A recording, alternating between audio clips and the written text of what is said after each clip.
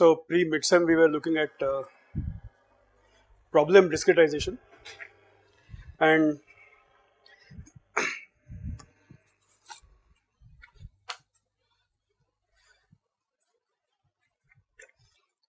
towards the end we looked at how to discretize a boundary value problem using method of least squares, and then we moved on to the Galerkin method. And I suppose you have learned more about Galerkin method in the midsem. You know more about the Galerkin method.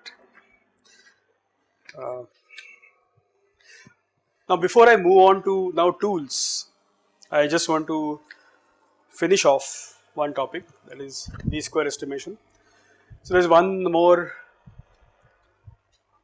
piece remaining as far as least square estimation is concerned. We talked about model building using least squares, method of least squares, and I gave several examples, though while talking about least squares, though I didn't formally introduce to model building. I'm going to do that a little bit today, and then I'm going to discuss a method called a Gauss-Newton method. A Gauss-Newton method is a cross between Newton's method, also called Newton-Raphson method, and least square estimation. So this method is used when the parameters in the model appear non-linearly, and there is no transformation by which you can linearize the non-linear model. If you have such a model, then you cannot use linear least squares, you have to use something else, and that is Gauss-Newton method. So today I am going to spend time on a little bit on model building first, then move on to Gauss-Newton method. So this function approximations in engineering is very common, and that's what I want to concentrate on. So I'm not just restricting myself to polynomial approximations, I want to talk about function approximations in general. And here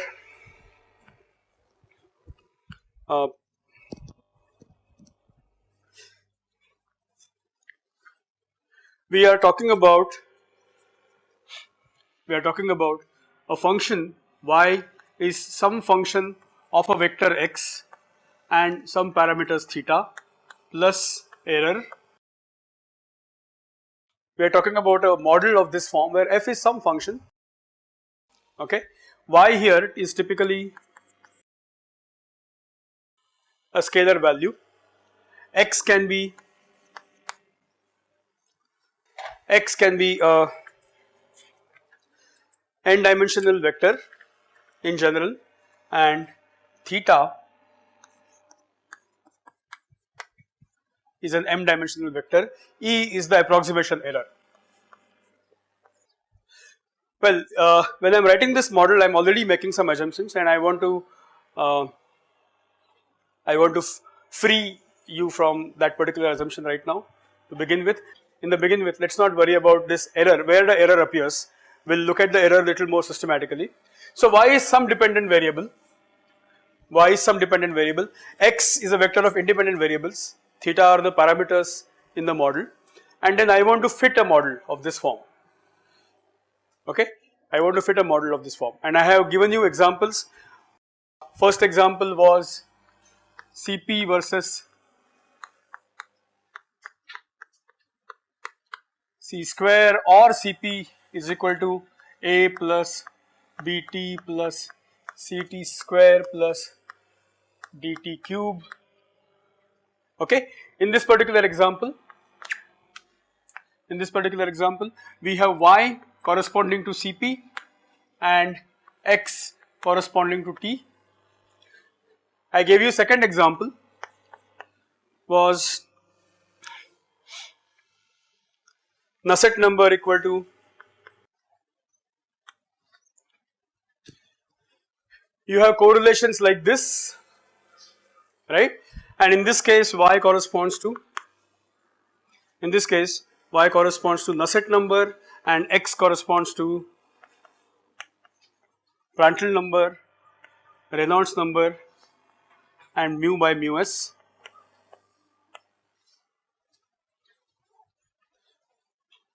Okay, x corresponds to these three variables, Prandtl, Reynolds and mu by mu s, whereas y corresponds to Nusselt number.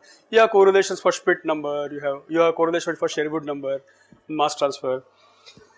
Now the nice thing about these two particular models in engineering, I am talking about function approximations because here you are using exponential function, here you are using polynomial function. Okay, using exponential function for approximation, you are using polynomial function for approximation. Different kinds of functions are used for approximations. Okay, polynomial is the simplest one, but not always you use polynomial, you use all kinds of other functions.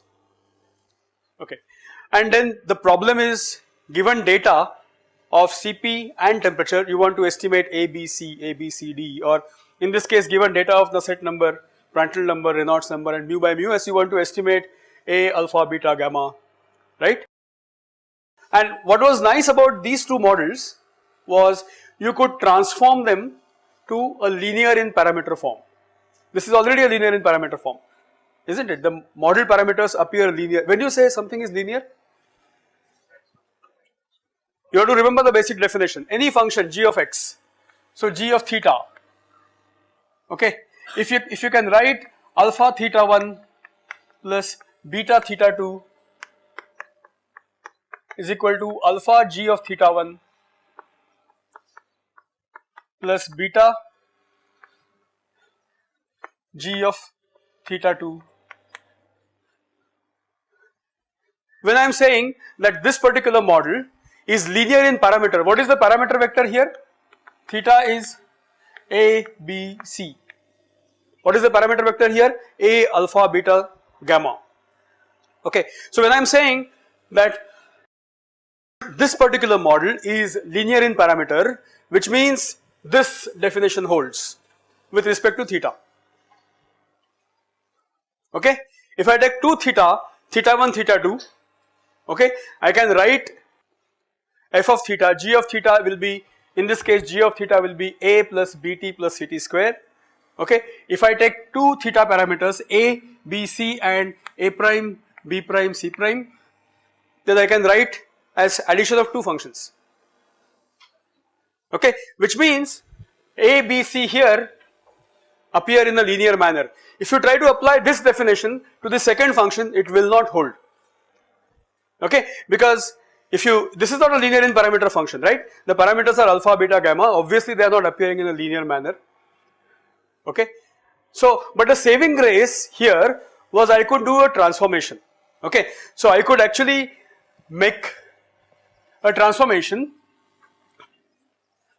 which made the model look like a linear in parameter model, and that transformation was log of nu was log a plus alpha log PR plus beta log Reynolds number plus gamma log mu by mu s. Okay, so with respect to this transform model, when I said the y was y corresponding to log of nu, theta corresponded to log a alpha beta gamma. When my theta was this, with respect to these parameters and a transform model, okay, we had a linear in parameter model and we could use linear least squares. Okay, we could use linear least squares, but the problem of estimating model parameters, okay, appears in many engineering problems where the model is not transformable. Okay, I will give you simple examples from what you know in chemical engineering. So let us take two examples which you cannot do any linearizing transformation. So one of this is the friction factor. Just remember, all these are correlations, function approximations. These are not many times derived from some fundamental physics. There is some fundamental physics, of course, when you write dimensionless groups. But beyond that, when you find out those alpha, beta, gamma, okay, those are correlations. So I would call them as semi-empirical models, because part of it comes from actually physics. The dimensionless groups you arrive at the dimensionless groups from physics, okay, but then the correlations coefficients are from data, okay. So we would call such models as a gray box models, okay. So this is the friction factor correlation. So this is alpha log, okay. Now this is a very funny thing, because I want to estimate alpha beta. My y here, let's say if I call y as root f, if I call y as root f, okay, and if I call x as Reynolds number, okay, I want to fit this correlation between friction factor and Reynolds number, and my theta here is alpha and beta, okay. If you are given a data of friction factor versus Reynolds number, okay, and if you want to find out alpha beta for this particular model, there is no linearizing transformation, because y appears here, you see here, because y appears here, and it's very funny, okay. So you cannot do this in a very simple way, you have to think about something else. Well, the other correlations which you are very familiar with are, say, Redlich-Kwong equation, say P is equal to RT minus V minus B minus A upon root T V plus, I hope I am correct. So this is the Redlich-Kwong equation, you don't know A and B, okay, you don't know A and B, you will be given data of PVT, okay. I want to fit R, of course you know, I want to find A, B values, okay, and estimate this from data. I just have PVT data for a particular substance, I want to find out A, B, okay. So this is a classic problem in thermodynamics. You want to find out A and B by least squares. Now mind you, when you say that this is equal to this, okay, when you write this, that this is equal to this, this is equal to this, these are all approximate correlations. In reality they are not equal, okay, in reality they are not equal. Actually the correct way of writing, you should say that estimate of P is equal to this, that's what you should write, okay. It is not true P, but nevertheless we while using in engineering we don't really get into these niceties of statistics, we just assume that this is the exact correlation and then we use it, we don't worry about the errors in the approximation and so on. And when we take care of errors in approximation by doing some kind of over design, so that your modeling errors are somehow covered, okay. So when you do all this, when you use heat transfer coefficient estimated using the correlation Nusselt number, or when you use mass transfer coefficient, all these are approximations, they are not exact, and then that is the reason why we do some kind of over design and try to get over the problem. So this, now here the problem is there, how do you estimate model parameters? Well, I would like to still have my paradigm of least square estimation in there, and I want to get a least square estimate of theta nevertheless, but the third example is, what is this correlation? Antoine correlation. So Antoine correlation again is not exact, for a particular substance you go to Perry's handbook and find out A, B, C, okay. These are fitted coefficients, this is not a true relationship, this is a correlation, this is a function approximation, okay, that correlates vapor pressure with temperature, okay. So in all these models, you have a problem.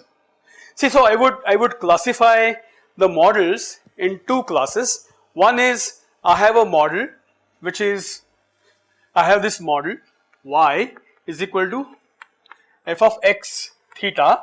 In some cases, if theta appears in linear model, if the theta is appearing in nonlinear way in the model, this is the only way I can write. If theta is somehow by some transformation or something is appearing in linear model, then in that case you will get y is equal to theta 1.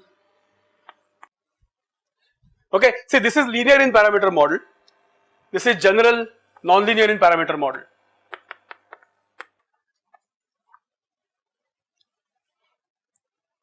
Okay, and this is linear in parameter model. This is linear in parameter model. Okay. When you had a linear in parameter model, okay, you had a nice way of estimating theta 1 to theta m, least square estimates. What was the method? When we collected the data for linear in parameter models,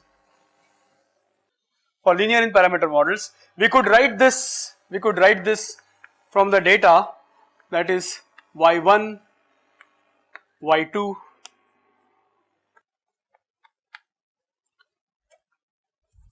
okay, we could write it as a linear equation,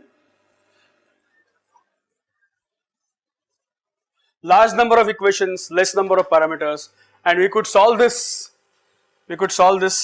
like this up to y capital N, let's say f1, we have collected n data points,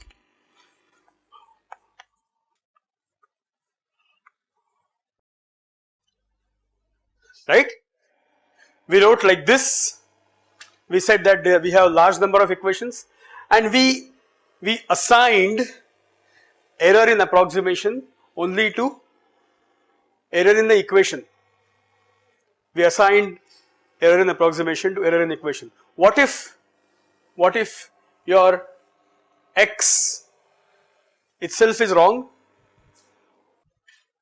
Temperature measurements, I am collecting temperature measurements from a plant, okay, and my temperature measurements have error in measurement errors. When I collect temperature measurements, I never get exact value of what is there in the plant, what is there in the system.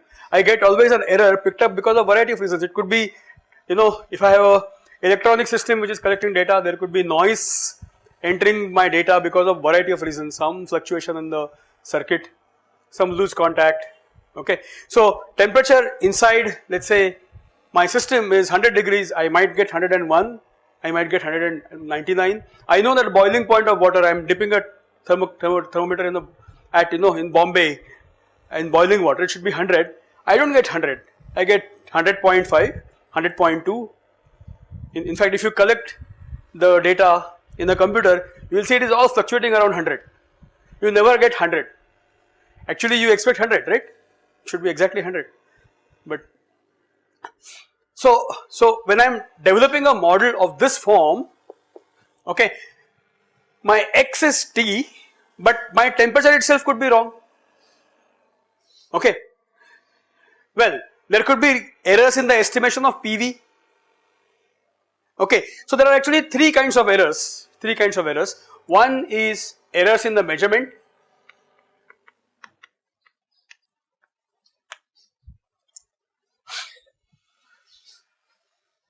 Okay, well, in this one lecture, I cannot answer how to deal with all three of them. It's very complex business.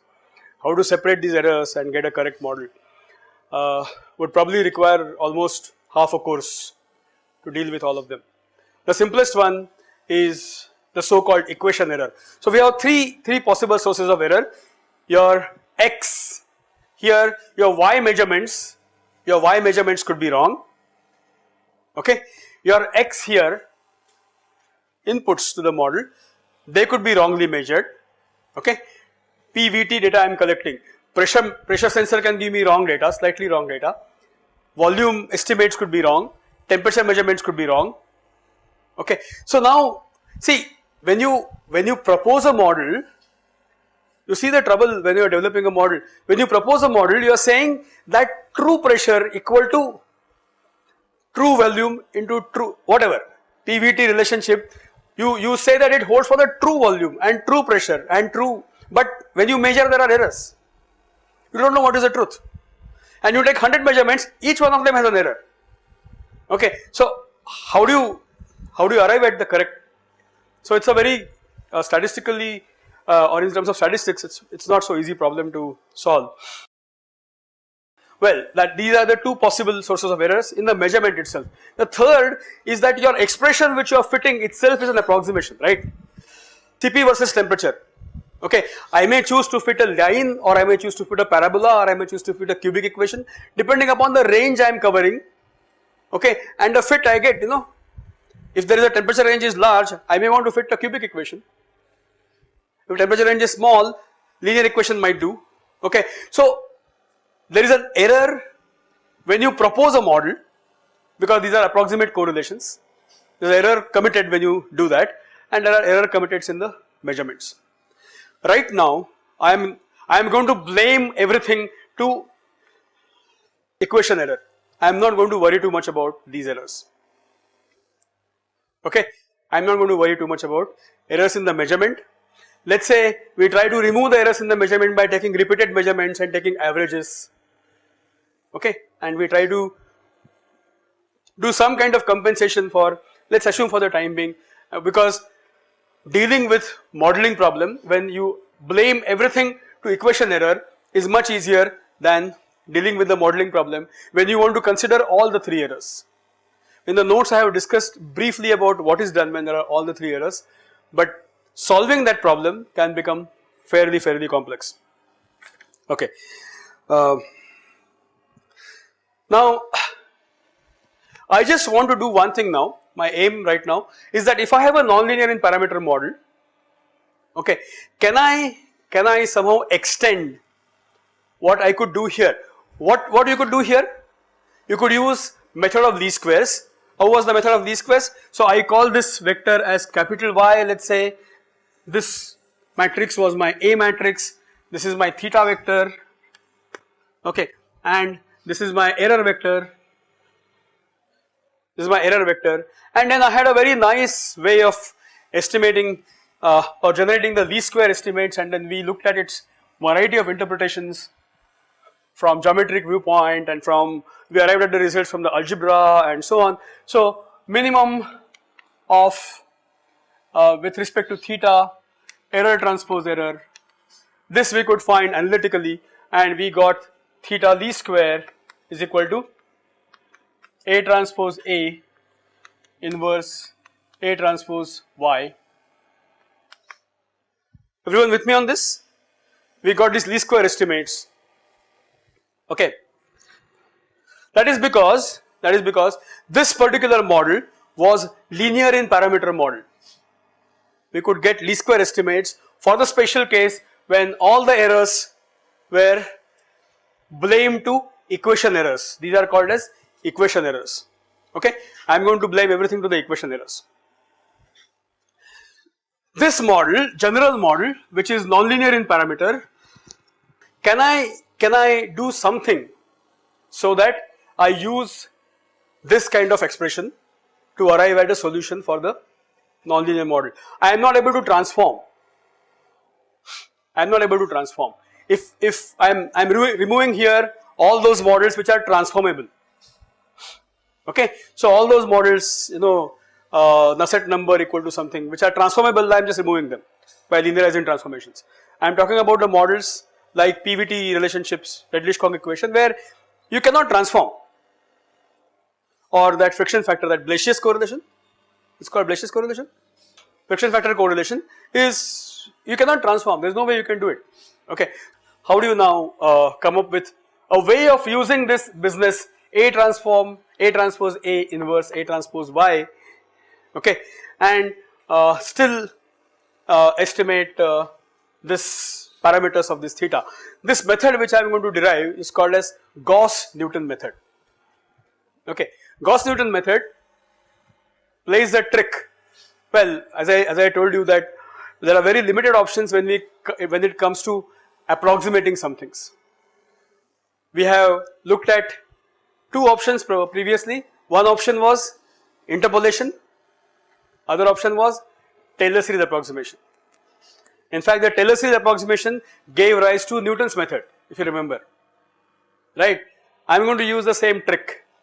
I am going to use Taylor series approximation, okay, transform this model which is nonlinear in parameter to locally a linear in parameter model, okay, and form an iteration scheme by which I will be able to use something like this, okay, I will be able to use something like this, okay, and then use it for parameter estimation. Okay, so let us see how we do this. Okay, so I have this model which is nonlinear in parameter model. I have collected data. First of all, I have collected data y1, y2, y3 up to y capital N. This is the dependent variable data which is collected, and well, x could be a vector. In general, x could be a vector. That is why I am giving this superscript. This is the notation which we have been using throughout the course. x1, x2, correspondingly xn. These are the data collected.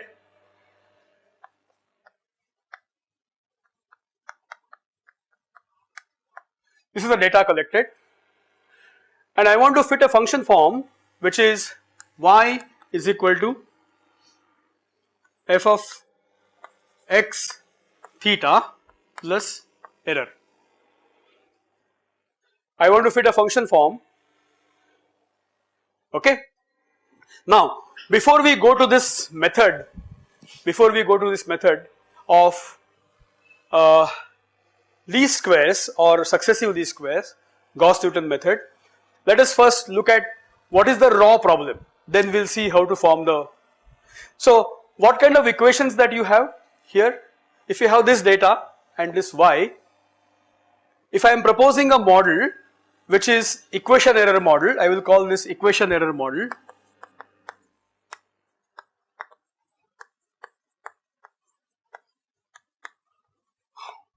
This is equation error model. Why equation error model? Because I am not saying that there is any error in x or y, measurements of x or y. I am saying there is an overall error which is blamed to equation error, okay, which is blamed to equation error. So this is a combination of all possible errors that can occur in approximation. They have been blamed to one additive term here, E. Okay, now this is a nonlinear in parameter model, okay, and what is the least square problem that would arise from this when I want to estimate theta?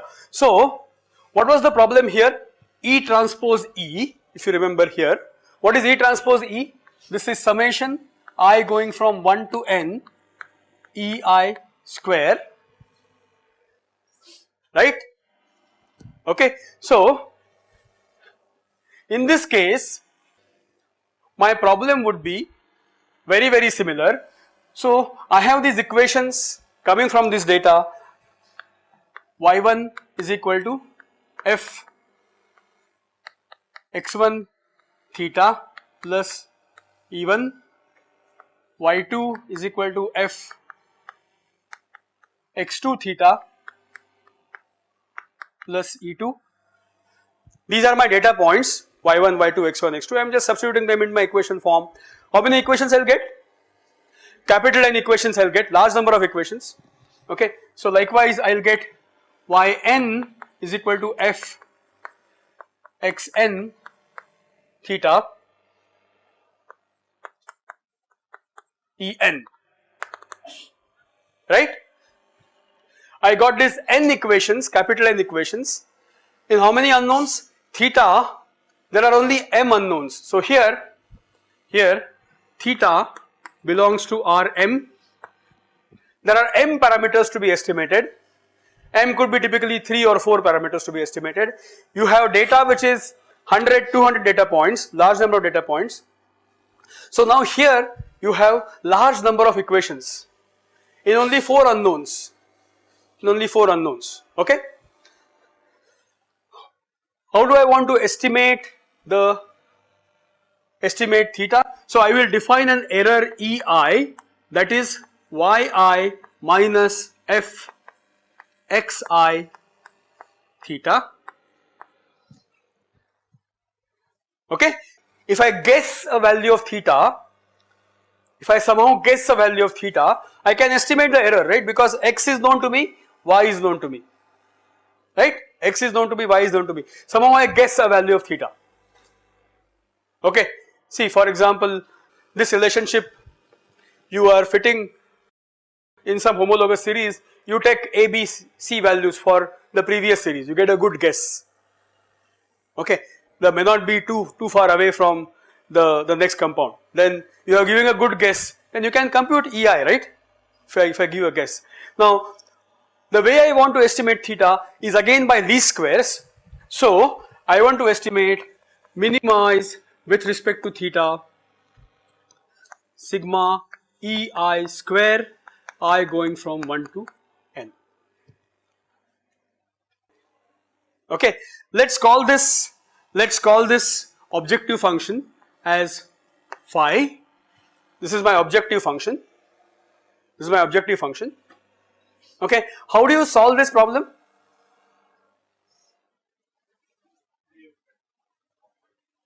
What is the, where will you get the optimum? What is the necessary condition for optimality? Dou phi by dou theta equal to 0. So you will get the necessary condition for optimality. The necessary condition for optimality is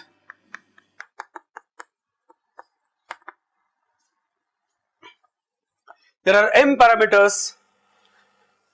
I should differentiate this dou phi by dou with respect to theta I, set it equal to 0.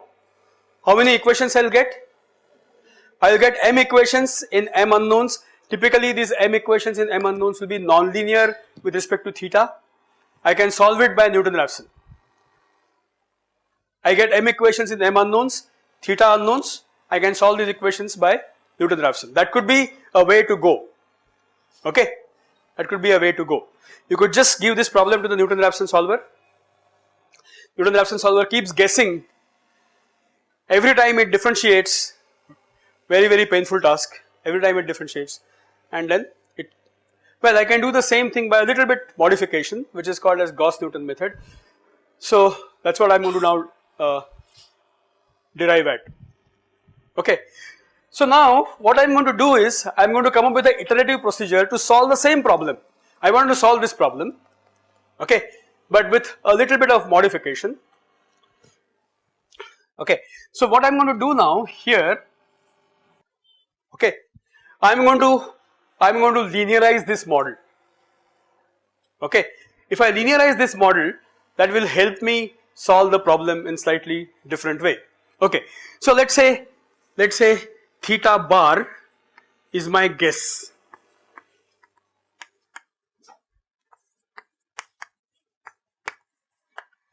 theta bar is my guess solution, okay, theta bar is my guess solution. Now I am going to linearize this model in the neighborhood of theta bar, okay. So what will it be? Y is equal to f x theta bar plus dou f by dou theta 1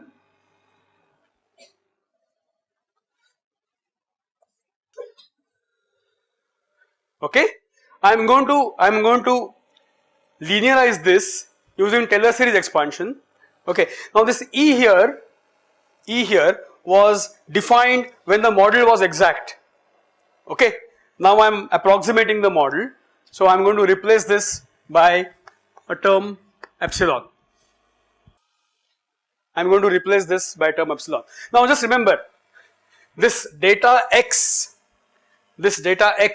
is known to me, x is given to me, I have collected data. Y is known to me.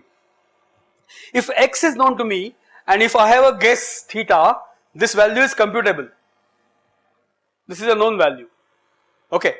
What is this delta theta 1? Delta theta 1 is theta 1 which is unknown minus theta 1 bar perturbation from guess solution. This is perturbation from the guess solution. Okay. So this is my theta 1 bar. Likewise, this one is theta m minus theta m bar. You have these partial derivatives appearing here. Okay. When you do linearization, where do you compute the partial derivatives? At which point? At the known value, right? You compute the partial derivative at a known value. So this partial derivative is computed at theta equal to theta bar. This partial derivative is computed at theta equal to theta bar. So these partial derivatives are known to me. Okay. Now if you look at this linearized model, so you can view this as a transformation, a local transformation of the model in which the transform model looks like a linear in parameter model. Why this becomes a linear in parameter model? With respect to delta theta 1, delta theta 2, delta theta 3, this is a linear in parameter model. Original model is not linear in parameter. The transformed model through Taylor series approximation is linear in parameter. Okay. So instead of solving for theta directly, I could choose to solve for delta theta. I could choose to solve for delta theta. If I solve for delta theta, then I can recover a new theta. By adding delta theta to theta, I will get a new guess, and I go on doing this like in Newton-Raphson. Okay. So the next step after linearization is to write this equation for the linearized model. So okay, so what I am going to do is, this will be y1 is equal to f x1 theta bar plus dou f x1 theta bar dou theta 1 delta theta 1 plus, this is computed at theta bar epsilon 1. Then you have the second equation, y1 is equal to f x2 theta bar plus dou f x2 theta bar dou theta 1 delta theta 1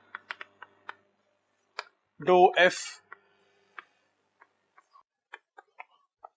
epsilon 2, and likewise I have capital N equations.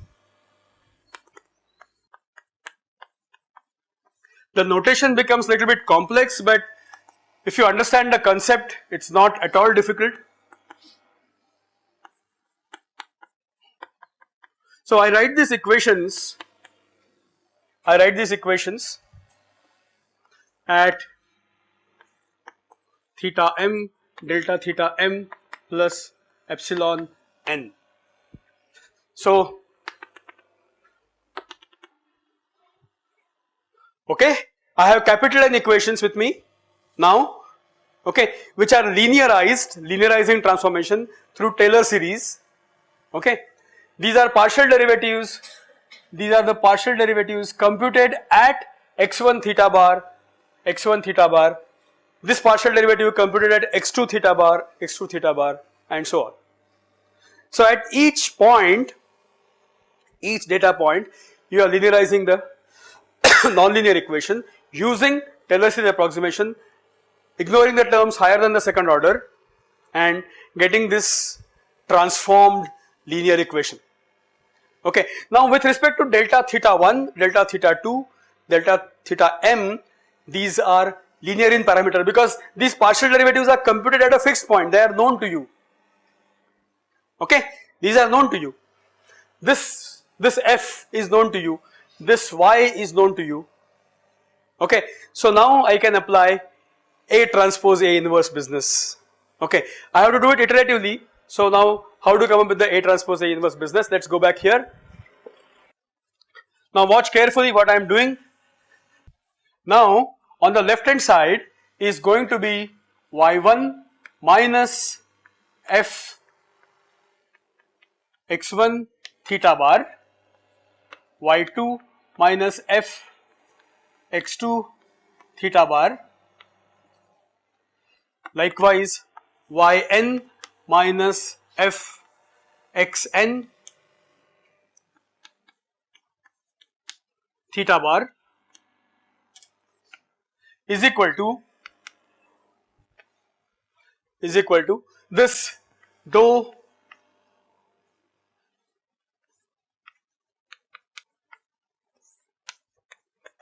theta 1, and we create this matrix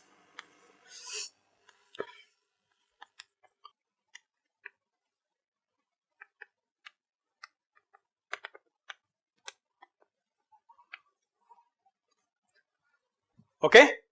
This plus, of course, we have all these errors which are cropping up, so plus epsilon 1, epsilon 2 up to epsilon n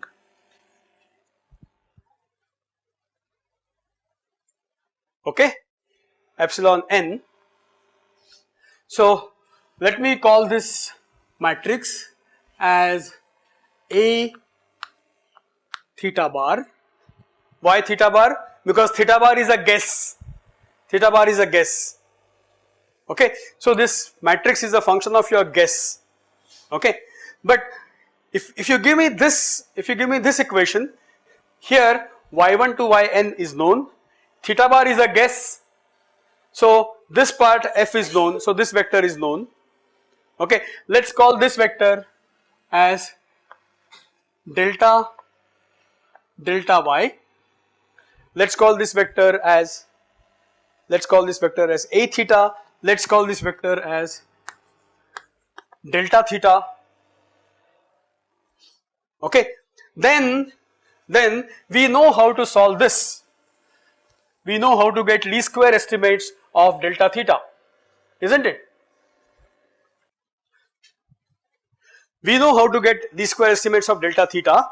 So the model that we have finally got is delta y is equal to a theta bar, a which is function of theta bar, into delta theta plus, let's call this epsilon error vector.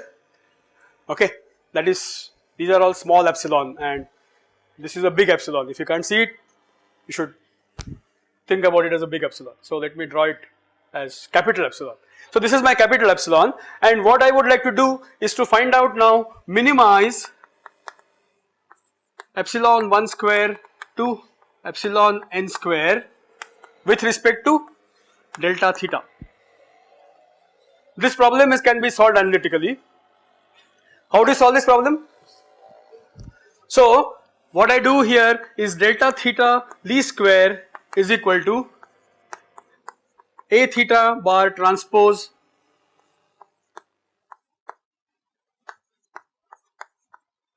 a theta bar inverse a theta bar transpose delta y. This is my solution. Okay, this is my solution. And then what do I do with this solution? Okay, what I do is to generate an iteration. So I will say now new theta new equal to theta bar plus delta theta least square. Okay, delta theta least square. What do I do with new theta? I put it back, I relinearize around this new theta, okay, and then keep on doing this. When will you stop? Not, yeah. First vector, delta y should become as small as possible. delta y should become as small as possible. Or in other words, you want sigma I going from, so we had this phi which was sigma I going from 1 to 1 ei square. This should become smaller than certain value, pre-specified value. You wanted to minimize error in the original model. This is a transform problem. Okay, minimizing error in the transform problem doesn't mean minimizing error in the original problem. Okay, so your termination criteria is based on the original errors, not on the original errors can be calculated. Actually what she has rightly pointed out is that this first vector will give you the original errors for every guess. Okay, if that vector becomes small, you are done. Okay, so you are iteratively going to calculate just like Newton-Raphson method or Newton's method, which we call. This is Gauss-Newton method. Why Gauss? Neither Gauss nor Newton invented this, but the word Newton comes because you are doing Taylor series approximation and locally linearizing. Okay, why Gauss? Because we are using least squares, linear least squares. Okay, so these two giants are merged to form this name. Name of these two giants is merged to give this name, Gauss-Newton method, to this.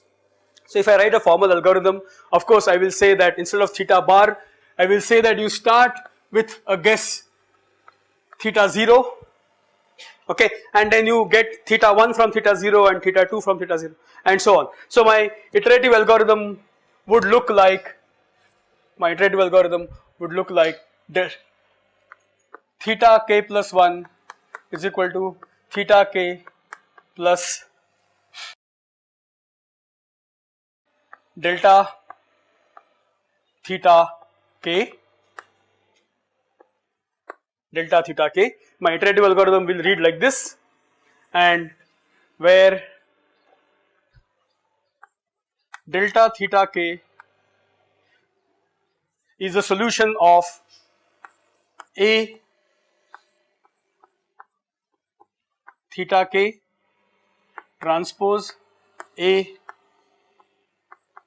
theta k, delta theta k is equal to A theta k transpose delta y. I will call this delta yk because this right hand side also depends upon theta bar. Okay, so if I write an iterative algorithm where k goes from here, k starts from 0, 1, 2, okay, and you stop only when the termination criteria is met. Okay, so this is Gauss-Newton method.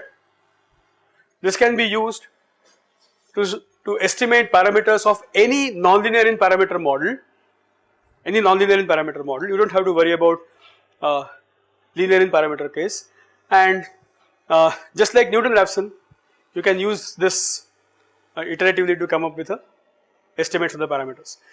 Well, remember that whether you get a meaningful solution or not will depend upon what is your initial guess.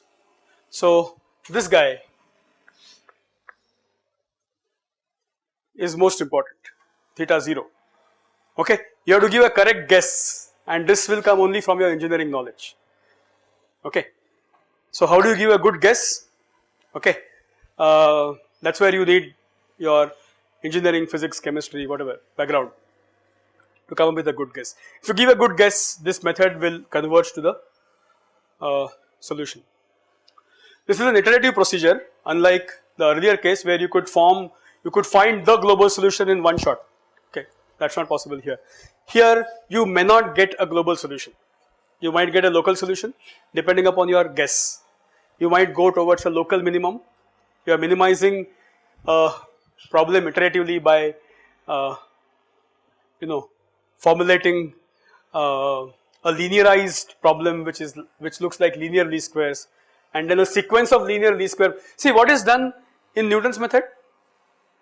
Nonlinear problem is solved by sequence of linear algebraic equations. You form set of linear algebraic equations and you hope that that sequence converges to the true value of the solution, that is the true solution. Okay, what is done here? You form a sequence of linear least square approximations. Okay, you form a sequence of linear least square problems which you hope to converge to the true optimum solution. Okay. So this was the last in the series of lectures of approximations, and now on so we come to close of this module on problem discretization and problem transformation. In the next class onwards, we'll start looking at the tools. Okay, so the tools will be solving Ax equal to b, nonlinear algebraic equations, ODE initial value problems, and the fourth tool is of course stochastic tools, which I am not going to discuss in this class. So I hope to cover now 3 tools post midsem, and these 3 tools are Ax equal to b. What you will see is that solving Ax equal to b, there is a lot more to it than what you have done in your undergraduate. Okay, I'll be spending almost 3 weeks on just how to solve Ax equal to b. Okay, you already have taste of large problems, right? 10,000 equations in 10,000 unknowns, not uncommon when you're solving partial differential equations. So you better have some better, wise schemes to solve Ax equal to b. Otherwise, you will end up into, the computation time can become exceedingly large. So we'll look at Ax equal to b, look at nonlinear algebraic equation solving, and move on to ODE initial value problems, and that's where we'll close the post midsem. So the tools will be covered in the post midsem, that will cover the entire course.